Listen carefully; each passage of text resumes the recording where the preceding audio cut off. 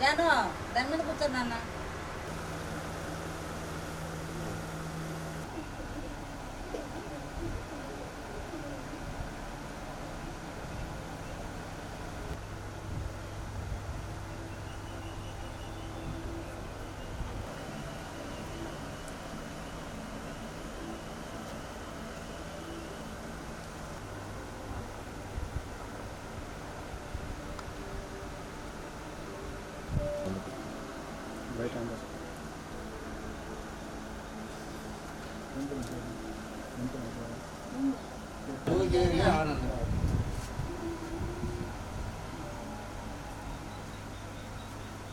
Foundation ఆధ్వర్యంలో మల్లాడి వీరరాఘవరెడ్డి గారు అని చెప్పి ఆ సార్కి ఎమ్మటి అందించాం, సమాచారం అందించగల ఎమ్మటి మనకి ఈ సరుకులు ఈ బియ్యం పంపించడం జరిగింది. సార్ కూడా రాజమండ్రి వాస్తవ్యులు, ఎమ్మటే చెప్పగానే ఎమ్మటి స్పందించి మనకి ఎమ్మటినే పంపించడం జరిగింది.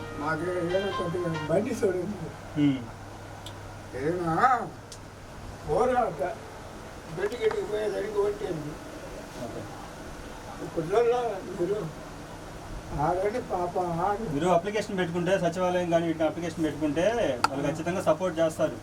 ఓకేనా? పింఛన్ వస్తుంది కదా, పింఛన్ రావట్లేదు. అదే మీకు అంటే తగిన ఆ పింఛన్ సరిపోవట్లేదు అంటారా? అది గవర్నమెంట్ సరిపోతుంది.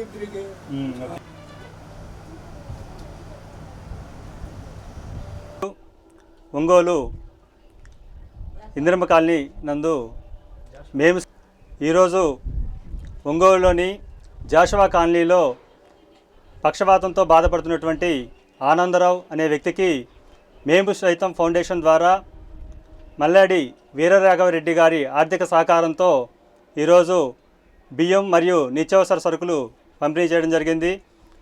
అతను గత 6 సంవత్సరాల నుంచి కూడా ఇదే పక్షవాతంతో బాధపడుతూ గవర్నమెంట్ ద్వారా వచ్చిన పెన్షన్ ద్వారా మాత్రమే అతను జీవనం కొనసాగిస్తున్నానని, వాళ్ళ భార్య ఇంటింటికి కొద్ది గొప్ప పనులు చేసుకుంటూ దాంతోనే జీవనం కొనసాగిస్తున్నామని చెప్పి చెప్పడం జరిగింది.